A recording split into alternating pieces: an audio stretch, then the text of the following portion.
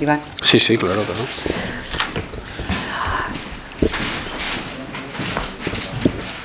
Bueno, buenas tardes, bienvenidos todos a esta calurosa y atascada tarde madrileña. Muchísimas gracias por estar aquí hoy con nosotros. Iniciamos el ciclo de actividades de la temporada de la Fundación DENAES, la Fundación para la Defensa de la Nación Española, y bueno, yo les agradezco mucho que estén hoy aquí. Esperamos desde el patronato de la Fundación que esta sea el inicio de muchas actividades este otoño-invierno. Os saludar a Jorge Campos, miembro también del patronato, a Iván Vélez, el director de DENAES, y bueno, yo misma, que estoy en doble calidad de riojana y socia del centro de hace muchos años y de miembro del patronato también. Pero el protagonista, el gran protagonista de esta tarde, bueno, pues es don Ignacio Branch, no lo pronuncio muy bien, perdóname, que nos va a hablar de su libro Hispanidad, escritos en defensa propia. Entonces, un máximo representante de las actividades de DENAES, cuyo valor fundamental, cuyo objetivo fundamental es la defensa de la nación española, y todas las actividades que se realicen en este sentido van a ser bienvenidas. Les invitamos a que se hagan socios de DENAES y a todo lo relacionado con la hispanidad, la defensa de España, que creemos que ahora mismo es más necesaria que nunca, y todo lo relacionado con ello, bueno, pues será bienvenido desde DENAES. Así que le cedo la palabra a nuestro director para que presente al autor del libro, y muchísimas gracias de nuevo, Ignacio. Gracias, Teresa. Ahora, bueno, pues va a ser una presentación evidentemente telegráfica, porque lo que importa es lo que nos venga a contar don Ignacio hoy, al cual agradecemos pues que se haya acercado a nosotros, porque aunque somos la Fundación para la Defensa de la Nación Española, pues evidentemente el ámbito natural de la nación española es eso que se da en llamar hispanidad, que es un todo complejo que bueno, que ahora veremos qué acepción o qué interpretación de hispanidad maneja Ignacio Branch, que es licenciado en Historia y en Ciencias Políticas, es decir, que no es una persona ajena a estos debates a veces acalorados, pero desde luego hispanidad es un lazo común a todos los que hablamos al menos esta lengua que hoy es tan puesta en cuestión en su mismo origen, que es España, ¿verdad? De hecho, ya le he lanzado el guante para que nos mande algún artículo en defensa de la lengua española, porque el provincianismo español está llegando a tal extremo que tendrán que venir, de fuera vendrán, que nos iluminarán seguramente.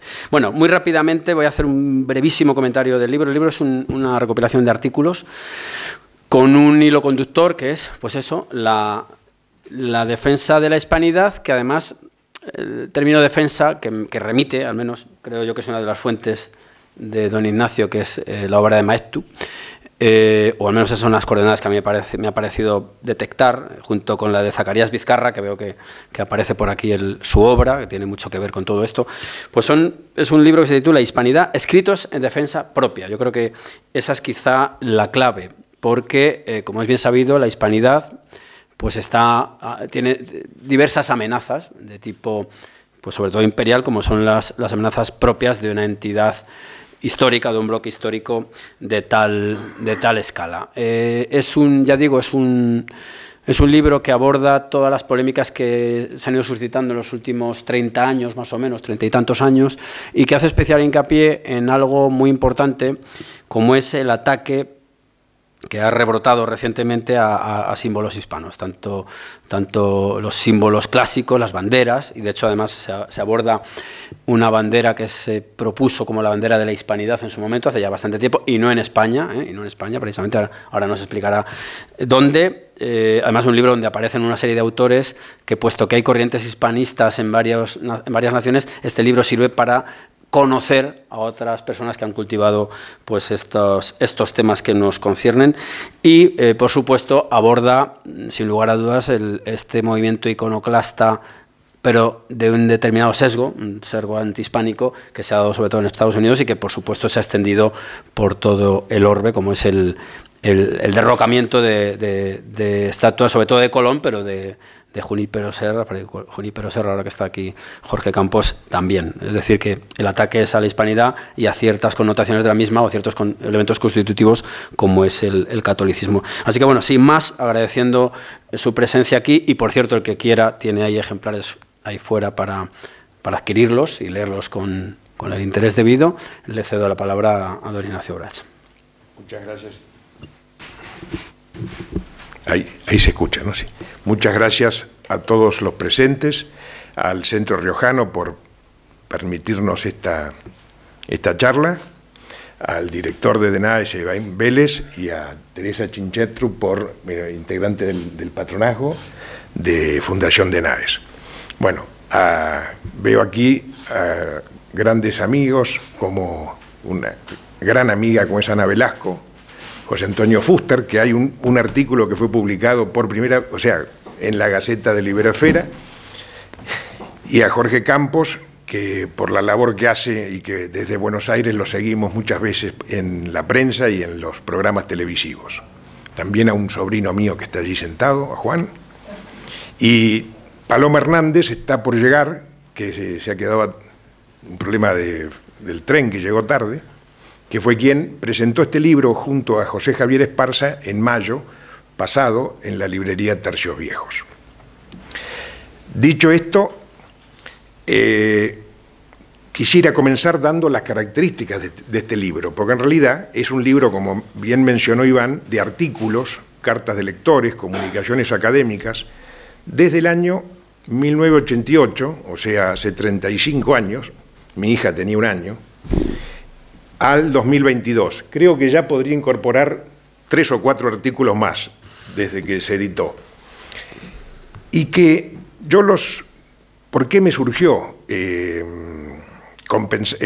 condensarlos en un plexo y en un libro?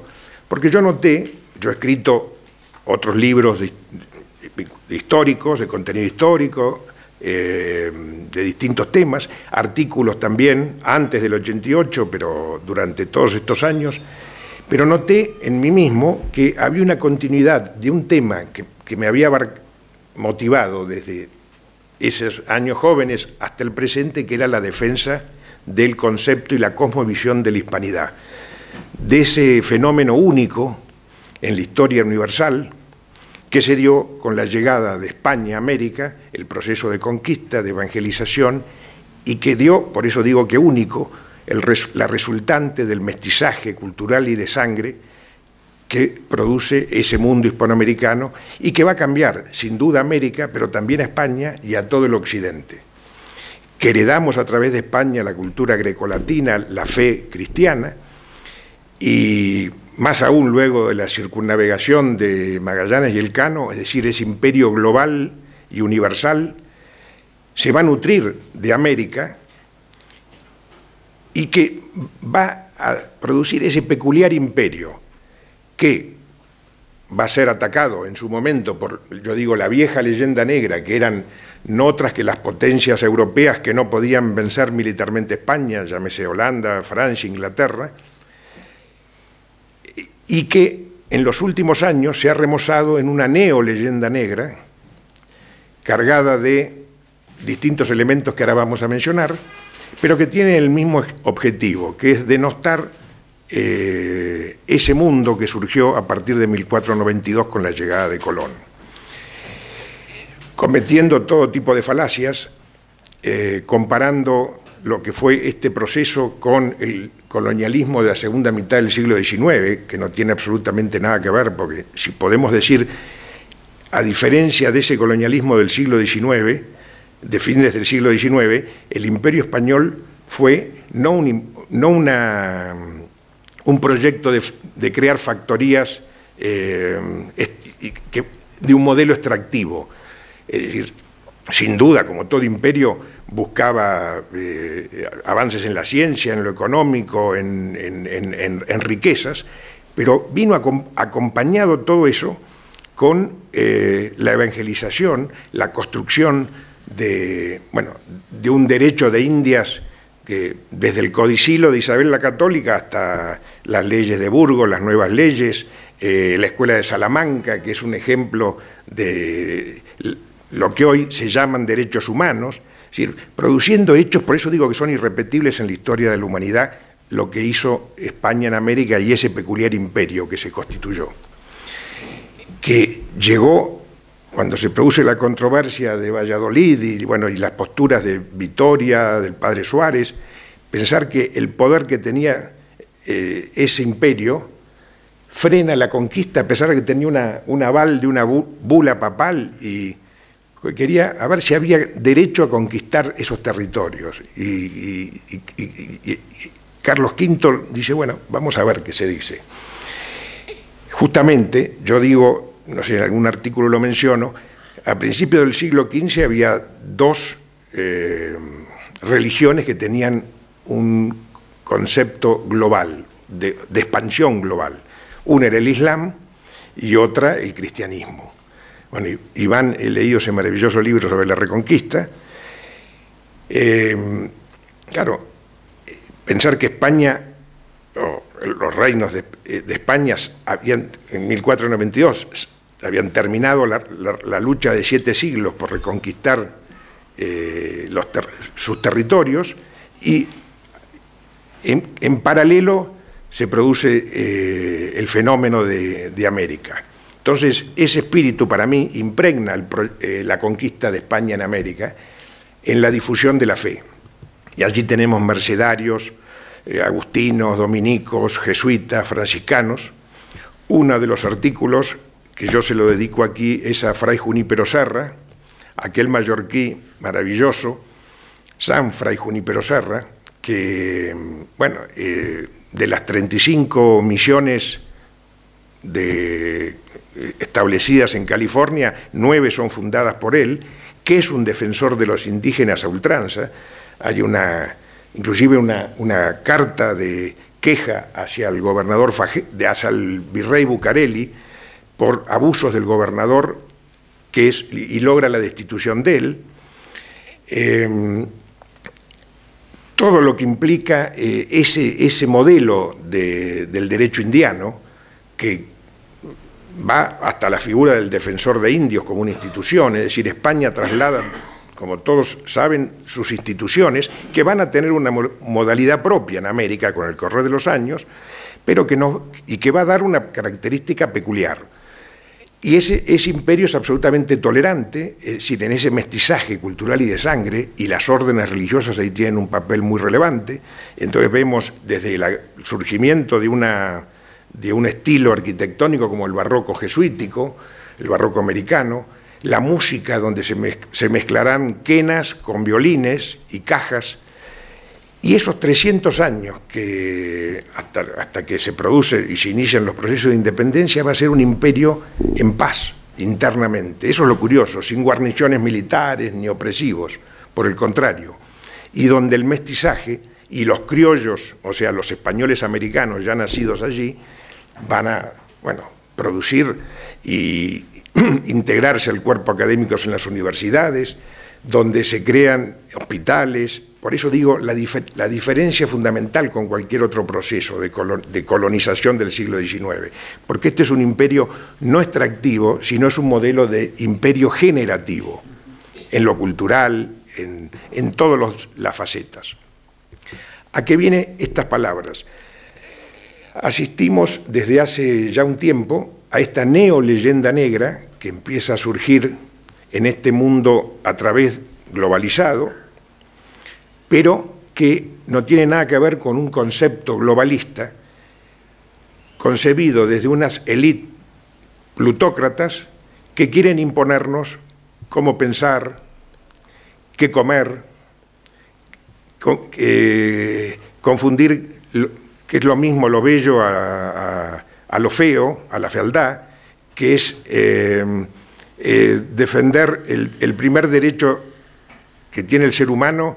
No es un derecho, pero sí es un derecho al convalidar la muerte de un inocente, es decir, todo un modelo que trata de socavar aquellos valores fundamentales que hicieron de Occidente su tradición grecolatina y la fe cristiana.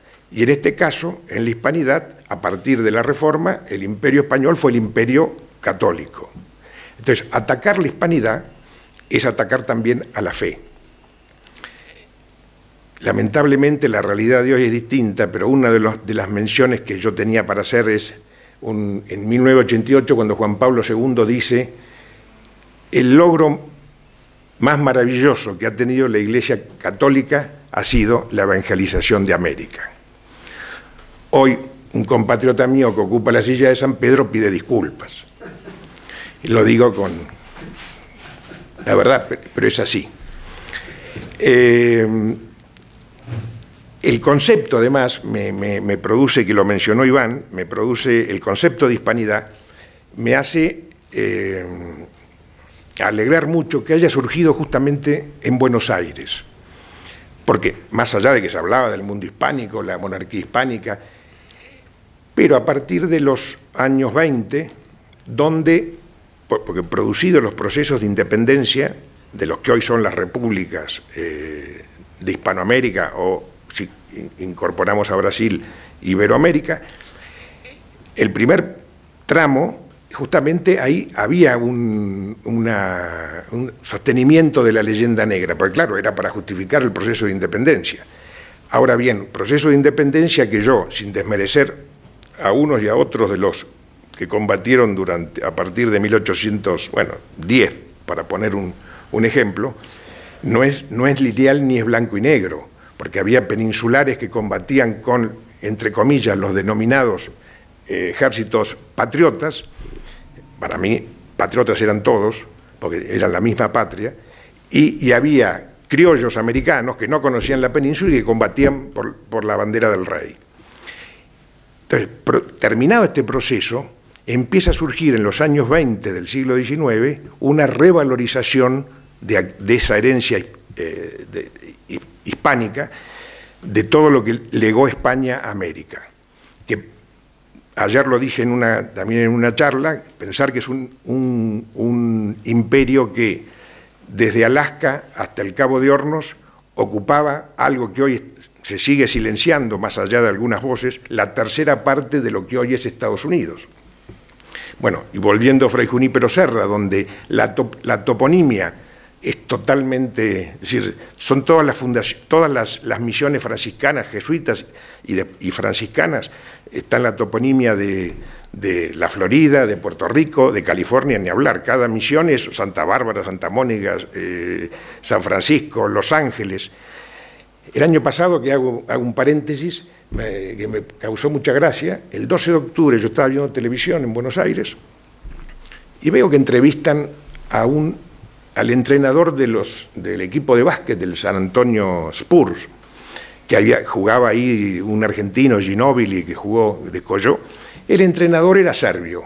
Entonces le preguntan sobre el 12 de octubre. Dice, ese día es un día que no hay que festejar, porque se inició el genocidio de los pueblos en América. Yo miraba y digo, la cara de este hombre, si yo fuera, primero, era de la ciudad de San Antonio, el equipo era San Antonio, y además no habían pasado 20 años de que en la guerra de la ex Yugoslavia tienen, y esto no es una generalización descalificada hacia todos los serbios, pero tienen en la mochila, sí, ejemplo concreto de limpieza étnica de croatas y bosnios. Entonces digo, la subversión de todos los valores es parte de esta andanada contra lo que consideramos Occidente y todos los valores que lo componen. Y la hispanidad es una página de esa andanada. Es decir, yo lo califico como que es una ciudadela en asedio. Por eso, mi voluntad de recopilar artículos y en defensa propia. Y aquí vuelvo a lo que decía. En los años 20 comienza en toda América una revalorización del proceso de conquista y lo que fue el Imperio Español. Y en 1917, en la Argentina, el primer presidente radical de la Unión Cívica Radical que llega al poder, que es Hipólito Yrigoyen, declara el 12 de octubre como día fasto patrio. Con el contenido del decreto lo denomina Día de la Raza, pero va a colación de lo que va a venir después, no con un criterio racista, como pretenden algunos ideólogos y algunos tontos repiten, sino uno lee el decreto, es el concepto de la raza americana, es decir, de esa resultante del mestizaje de los distintas millares de pueblos indígenas, diferentes unos a otros, y España. El primer Perón también, y esto lo digo, además no soy ni radical ni peronista, El primer Perón también, en el 46, va a reivindicar en universidades, en discursos, en inauguraciones, el papel de España, siguiendo la línea de Irigoyen.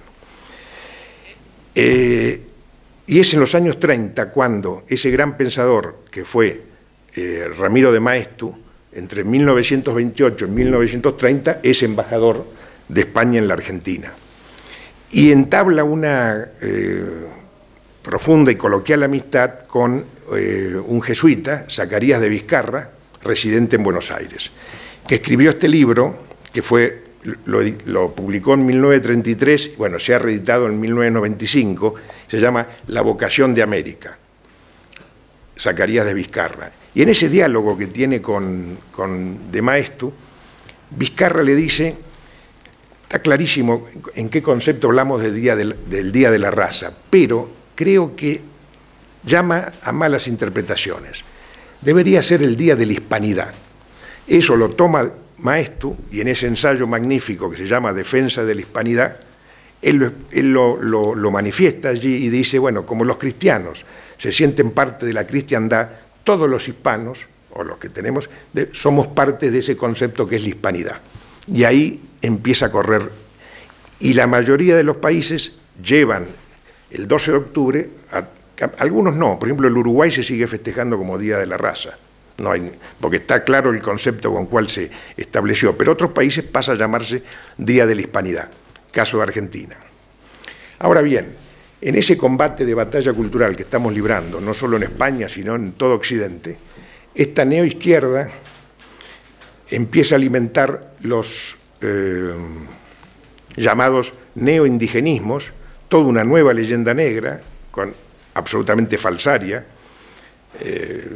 que en los años 60 fue fuerte. Acuérdense aquel libro de Galeano, Las venas abiertas de América Latina, que hablaba de 90 millones de indígenas muertos, bueno, una cosa que él mismo después, antes de morir, dice era un panfleto político.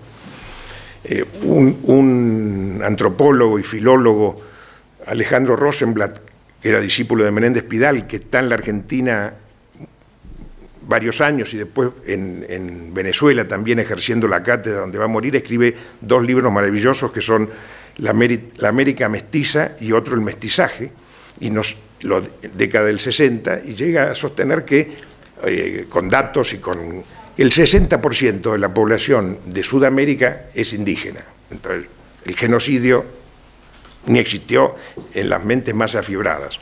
Pero, en fin, esta andanada contra la hispanidad lleva en estos años a hechos que yo refiero en algunos artículos, como por ejemplo, durante el gobierno de Hugo Chávez, el día 12 de octubre pasa a denominarse Día de la Resistencia Indígena. Y en la Argentina, en el 2010, durante el gobierno de Cristina Kirchner, pasa a denominarse Día de la Diversidad Cultural. Una entelequia que, a ver, diversidades culturales hay no es lo mismo un habitante de Salta, del norte argentino, con uno de la Patagonia, o uno del litoral con uno de Cuyo, de la zona cordillerana. Cada uno tiene justamente diversidad cultural que enriquecen un todo. Pero el objetivo es denostar esa herencia hispánica, esa herencia que identifica hispanidad con fe religiosa también, por eso, porque una va pegada a la otra. Intentos hubo, inclusive, ya en el libro hay un artículo que se llama Defensa de una bandera, que es la ciudad autónoma de Buenos Aires, es decir, parte de esta batalla cultural. La ciudad de Buenos Aires no era ciudad autónoma, era el intendente, el jefe de gobierno lo designaba el presidente que asumía.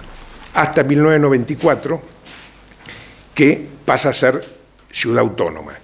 Entonces, claro, el Consejo Deliberante o la primera legislatura autónoma dice, bueno, todas las provincias tienen una bandera que es histórica, con referencias históricas, la ciudad de Buenos Aires no la tiene. Sí tenía un escudo, que era el escudo que había dado Pedro de Mendoza en su primera fundación de Buenos Aires, en 1560, pero no tenía obviamente no tenía bandera, porque no era, al ser ciudad autónoma pasa a tener un rango de provincia. Entonces el Consejo Deliberante, que luego hoy es legislatura, propone el escudo que Juan de Garay en 1580, al fundar la ciudad definitivamente, le da a la ciudad de Buenos Aires.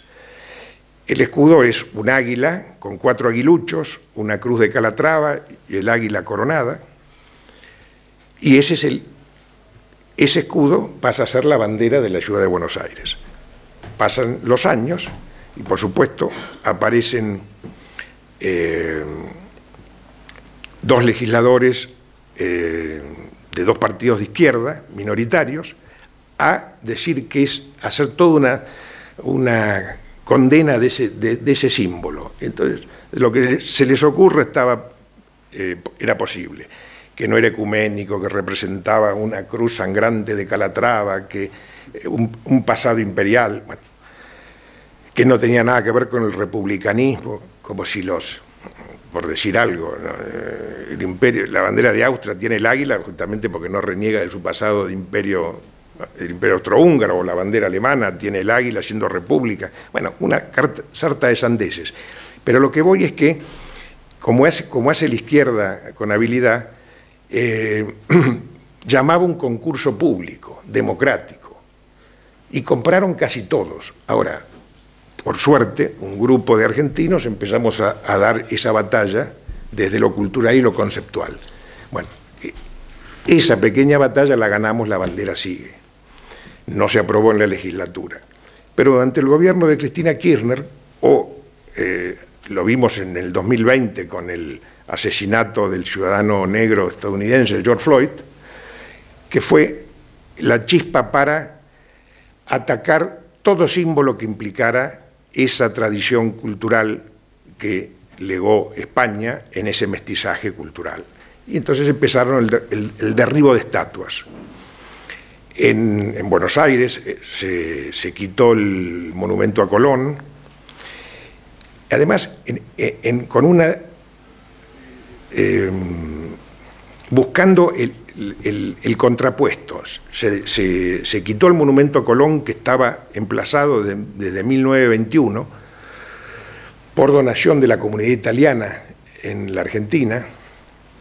Ahora podría ser la mallorquí, porque argumentando, bueno, que era el inicio del genocidio indígena, para reemplazarlo por Juana Zurduy. ¿Quién era Juana Zurduy?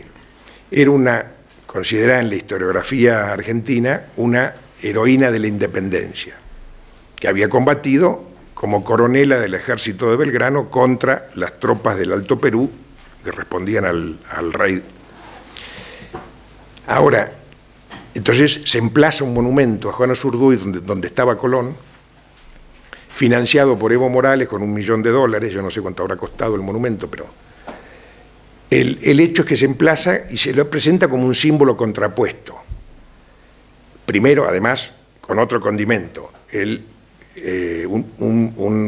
una figura femenina.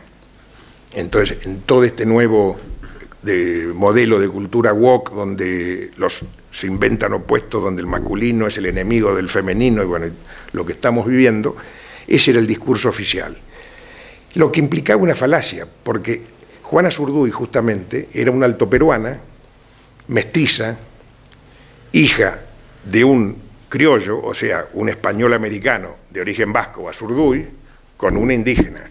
Es decir, Juana Zurduy no hubiera existido si Colón no hubiera llegado a América, porque el mestizaje no hubiera podido surgir. Y además estaba casada con un español criollo, o sea, un español americano, Padilla. Bueno, todos los argumentos estos son utilizados de uno u otro modo en esto que llamamos la batalla cultural. Y los símbolos y que puede ser la vexicología o los monumentos. En Estados Unidos el derribo empezaron con Fray Junípero, que es el único hispánico que está en el Capitolio, pero después siguieron con Cervantes, siguieron con monumentos al Quijote y terminaron con Jefferson, y faltó poco para que acabaran con Washington. Es decir, Creo que la batalla está planteada en todos los órdenes, creo que estamos en inferioridad de condiciones porque los grandes medios, los grandes conglomerados informáticos a nivel mundial responden a este modelo globalista, pero mientras haya una voluntad de resistencia, y creo que defender la hispanidad es una página de esa resistencia, que nos hermana a ambos lados del Atlántico, que nos hace, además, ustedes lo están viviendo en carne viva, que nos legó, además de todo lo que dijimos, el occidente cultural, integrarnos al occidente cristiano, a la herencia grecorromana, una lengua que hablan más de 600 millones de personas en el mundo, que fue el elemento unificador de distintos pueblos indígenas, porque es otra de las simplificaciones y falacias, como hablan de los pueblos originarios, como si hubiera un solo pueblo originario y hablaran la misma lengua, y había miles, y como no se entendían, se mataban. Fray Junípero Serra es uno de los que en California logra controlar apaches y comanches que se aborrecían. Entonces digo, y pretenden... bueno, lo están viviendo, y yo lo siento como parte, lo de las lenguas cooficiales. En la Argentina y en otros lugares de América, este neoindigenismo cargado de neomarxismo busca negar las identidades nacionales, sino de pueblos, autopercibirse como pueblos originarios. Además, el disparate llega a todo, porque hay uno de ascendencia alemana que vive en Salta, que es rubio, de ojos claros, se autopercibe diaguita. Entonces, y se lo aceptan. Como ahora uno tiene libertad para autopercibirse lo que sea, desde el sexo es decir, de violar la biología hasta el propio identidad cultural, bueno, es un diaguita. Y lo vemos en el caso del sur argentino, donde en Chile con mayor fuerza, pero en la Argentina también, aparece este neoindigenismo mapuche, pseudo mapuche. Uno de los caudillos es Jones Walla. Jones son descendientes de una familia de galeses, que es una de las colonizaciones que llega al Chubut, o sea, al sur, a la Patagonia Argentina en 1860. Bueno, ese es uno de los líderes y esto es curioso, porque no reconocen la soberanía del Estado chileno, ni la soberanía del Estado argentino, ni la Constitución del Estado chileno, ni la argentina, ni respetan los símbolos. Y sueñan con el territorio ancestral, como llaman, y al cual denominan Hualmapu, que uno ve el mapa, es todo el sur de Chile, toda la Patagonia Argentina y prácticamente el sur de la provincia de Buenos Aires llegando hacia el Atlántico, es decir, un estado bioceánico. Por ahora no han avanzado, pero yo hago un paralelo con los separatistas acá, porque por supuesto que la condena al mundo, al imperio y al imperio español en América, el remanido discurso del genocidio, pero curiosamente no reconocen nada de eso, pero sí tienen una representación internacional, que si uno entra por internet lo ve, en Bristol, Inglaterra. Y a su vez, porque decía que lo pongo en paralelo con el separatismo aquí en España, porque tienen todavía no delegaciones, pero sí representantes en distintos lugares del mundo. En cualquier momento las Naciones Unidas le van a dar un lugar a los representantes de los pueblos originarios. Para no alargar, yo creo que este pequeño trabajo, que es recopilar artículos, escritos, comunicaciones académicas, cartas de lectores y hasta, bueno, ahora lo voy a decir al final, hasta un poema que creo que tiene actualidad en España, que nunca fue publicado, lo publico ahora. Lo que apunta es eso, es decir, a defender aquellos valores que nos dieron la propia identidad, que nos dieron el ser, el ethos, que nos hacen pertenecer a ese mundo del cual no queremos renunciar, ni queremos que sea avasallado, y que los enemigos que tenemos enfrente son poderosos. Por eso en este libro también hay un artículo que yo escribí cuando la fuerza política de Vox irrumpe en Andalucía. Escribí un artículo que lo titulé Una nueva voz en España, que fue el primer y único artículo que se escribió en la Argentina sobre, más allá de las noticias, que los caracterizaban como los caracterizaban acá. Los ultras llegaron, etcétera, etcétera, etcétera. Y yo decía en ese artículo que está en este libro que esa aparición de Vox en Andalucía había que mirarlo en clave nacional, porque esto era parte de una España que estaba silenciada y que empezaba a moverse y a manifestarse. Creo y espero que esos valores y principios que defiende Vox a capa y espada y contra todos los poderes, bueno, nunca sea callada, por el bien de España, pero también por aquellos que sentimos la hispanidad como parte de un todo. Dicho esto, bueno, la tapa del libro es justamente el monumento a Colón, que acá está derribado. El gobierno de Macri lo volvió a emplazar, pero así le fue lamentablemente, no en su lugar original, sino como hizo todo, a medias. Entonces le dio otro lugar y al de Juan Azurduy también lo sacó de donde estaba, reemplazándolo a Colón, y le dio otro lugar. Pero jamás se volvió a designar al 12 de octubre como el Día de la Hispanidad. Hoy sigue siendo el Día del respeto a la diversidad cultural. Ustedes dirán, para terminar, este alemán, de apellido alemán, con nombre que lleva el nombre del santo de Loyola, bueno, es que eso es la hispanidad y eso es Hispanoamérica.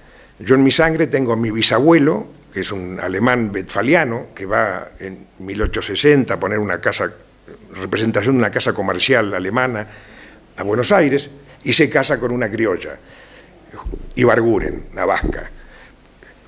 Y en mi sangre tengo vascos, gallegos, catalanes, castellanos, bueno, murcianos y de otras, incluido un tatarabuelo mío por vía materna, por eso que me da una enorme satisfacción estar aquí en el centro riojano, que era Pedro Sáenz de Sumarán y Heredia, que nace en Ribafrecha, provincia de Logroño, en La Rioja, muy cercana a San Román de Camero, lugar que visité, en esa sierra tan preciosa, y que está inscripto en el solar de Valdiosera, y que a los 15 años se marcha al Río de la Plata con un hermano, primero va a Buenos Aires, después se instala en Montevideo, y es un hombre de esa generación del fin del siglo XIX, de enorme potencial, instala uno de los que construye el Teatro Solís, que vendría a ser el teatro, la ópera de Montevideo,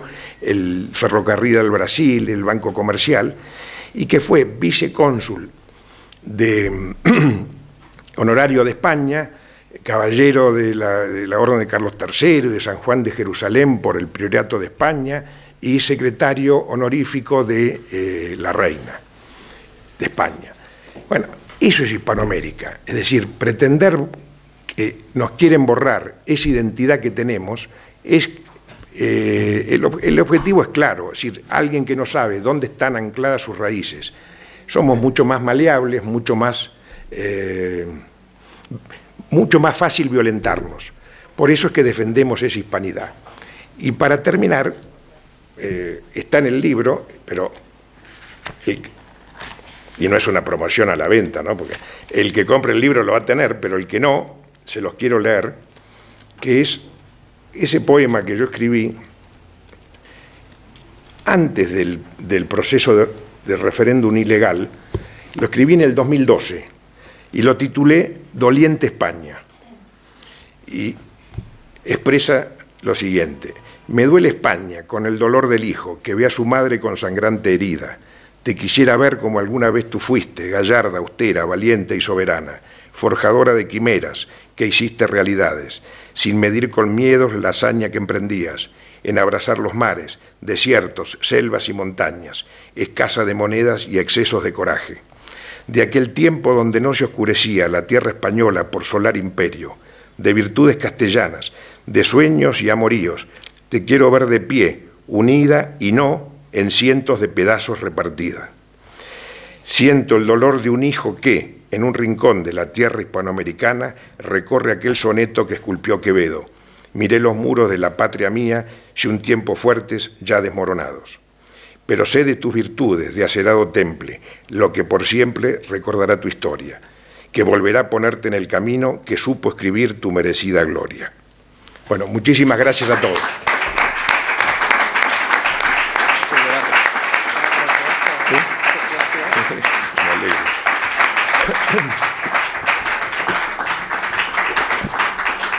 Bueno, yo creo que no hemos podido tener mejor cierre, ¿no?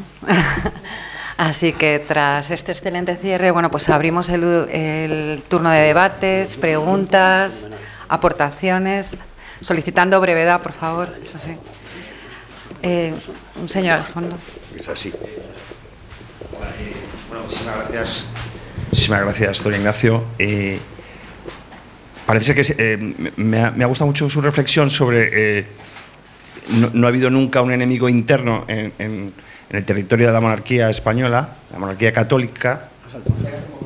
Disculpe. Parece ser que efectivamente nunca hubo un enemigo externo de la monarquía española, la monarquía católica. De hecho, las fortalezas siempre eran en el exterior. El enemigo era el pirata, era externo, no era interno. ¿Podía iluminarnos, darnos su opinión sobre en qué se distinguen y en qué se parecen los enemigos externos de España, de esa primera leyenda negra, ese primer episodio, y este nuevo momento de legendario denigrante? Gracias. Bueno, yo considero que son, es decir, parten de la misma matriz, ¿no? Es decir, unos diferenciando tiempo y espacio, como mencioné, aquellos que, incluido antes de la Reforma, eran enemigos del Imperio Español y que no podían vencer militarmente, el siglo XVI, XVII, XVIII, o parte del XVIII, entonces montan esa leyenda negra que es un aparato magistral de propaganda que recorre el mundo, inclusive la propia América, y que es tomado y aceptado por muchos, sobre todo por algunas élites intelectuales de Hispanoamérica. La diferencia que tiene con la actualidad es, en algunos casos, esta batalla cultural que se está dando en Occidente es promocionada por los propios gobiernos. Es decir, en Hispanoamérica tenemos la mayoría de los actuales gobiernos promueven esta página o este punto de la batalla cultural en pos de el neoindigenismo, los pueblos originarios, como si hubieran surgido, como si el mestizaje no hubiera existido. Ahí tengo, no viene al caso leerlo, pero 1792, por ejemplo, un tratado de amistad, ya se habían independizado las colonias norteamericanas, o sea, las colonias de Norteamérica de Inglaterra, cosa que no se dice, hecho que hubiera sido imposible de realizar sin la ayuda de España y de Francia, en lo económico, en lo militar. Washington no hubiera podido lograr esa independencia, 1776, pero en 1792, es decir, ya consolidada la independencia de las colonias, la nación cherokee y 10 pueblos más piden, y está el tratado, que se realiza entre los caciques con el gobernador de la Florida para pedir un convenio de acuerdo para quedar bajo la soberanía del Imperio Español. Y el tratado se firma. Es decir, eso es un hecho olvidado, escondido, y así sucedió en toda Hispanoamérica. Por eso digo, cuando los procesos de independencia, por razones exógenas, por razones internas, a partir de la invasión napoleónica, también la mano de Inglaterra tuvo que ver, pero se dan esas condiciones para que comience ese proceso que va a terminar en las independencias, que tampoco, yo digo que patearon un hormiguero, porque en realidad son procesos de independencia que van en paralelo con una guerra civil, y que va a perdurar hasta 1860. Eso se da en toda Hispanoamérica. Y lo que hoy tenemos es esto, yo creo que la izquierda, por dar un concepto general, trabaja muy bien sus distintos tiempos. Es decir, Marx decía que había que tomar los medios de producción, Lenin el Palacio de Invierno, y otro marxista que en su momento no fue tomado demasiado en cuenta, un italiano como Gramsci, él dijo en los cuadernos de la cárcel, que era un lúcido marxista, dijo: hay que conquistar el mundo de las ideas para que éstas sean las ideas del mundo. En su momento no lo escucharon. Bueno, eso es lo que se ha logrado. Y también, y acá hago una autoincriminación a las determinadas o denominadas derechas que entregaron el campo orégano a la izquierda en esa batalla cultural sin dar resistencia, ocupándose del tema. Scruton lo dice, ese conservador lúcido inglés, dice, mayo del 68 en Francia, ahí entregamos la cultura a la izquierda. Entonces vemos la escuela de Frankfurt, cómo va Marcuse a las universidades de Estados Unidos, y hoy las universidades, la mayoría de las universidades de Estados Unidos están tomadas por este progresismo woke. Bueno, la misma Universidad de Stanford en California es la que le saca al campus universitario de la universidad la calle con la denominación de Fray Junípero Serra. Es decir, son las élites, no es el pueblo llano el que emprende esta batalla. Pero por eso digo, esta batalla es impulsada por ciertas élites y por algunos gobiernos, en el caso de Hispanoamérica está claro. Ahora esperemos que haya reacción. ¿Alguna pregunta más? ¿Alguna intervención más? Hay dos áreas importantes del ataque de la izquierda, que es la lengua y la religión. La religión ha decaído en todo el mundo, católico, cristiano y tal. ¿Cómo va a evolucionar ese tema? Porque ahora mismo la lengua en España es un campo de batalla que casi está perdido y la religión desaparecida. Nos vamos a tener que hacer ciudadanos holandeses o algo así. ¿Qué piensas? Bueno, no quiero ponerme en exégeta de Gramsci, pero Gramsci en esos cuadernos de la cárcel, cuando habla de que hay que tomar el mundo de la cultura, para hacerla claro, él era un marxista italiano, no era ruso, y entonces él dice, no, Occidente, el proletariado, si vamos por la toma del Palacio de Invierno, ¿no? Entonces dice, hay que tomar el campo de la cultura, y le da una importancia vital a la religión. Él es un gran admirador de la Iglesia Católica, lo dice Gramsci en sus cuadernos. Dice, un párroco en una población pequeña tiene más poder y más convocatoria, estamos hablando de los años 20, 30, tiene más poder, más convocatoria y mayor, sí, capacidad de convencer, de liderazgo ante la comunidad que muchos de los políticos. Entonces dice, la Iglesia es otro de los objetivos, la educación, la universidad, los medios de comunicación. Bueno, eso lo han logrado. La lengua vemos, bueno, lo que decíamos anteriormente, ¿no? Es decir, una lengua como el español que la hablan más de 600 millones de personas, que más inclusivo que eso. Y ustedes y nosotros lo sentimos en carne propia, lo que están viviendo con las lenguas. Es decir, que ya no hay lengua vehicular para que se entiendan, es decir, volvemos a una especie de tribalismo medieval que se van a entender en el barrio, pero no a las afueras de de 20 manzanas. Creo que es el desafío que tenemos, ¿no?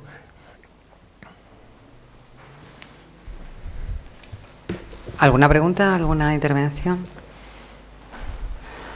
Bueno, pues ante esta unanimidad absoluta, muchas gracias por tu exposición de esa ciudadela atacada que como has definido a la hispanidad, que yo creo que tiene a los enemigos también dentro de la ciudadela. Sin duda, sin duda. No es masada. No es. Bueno, pues nada, muchísimas gracias, buenas tardes y les esperamos en el próximo acto de la Fundación DENAES y háganse socios de DENAES, por favor. Muchas gracias. Buenas tardes. Gracias, Iván. ¿Qué tal el poema? Es delicioso, ¿eh? ¿Qué? El poema. ¿Te gustó?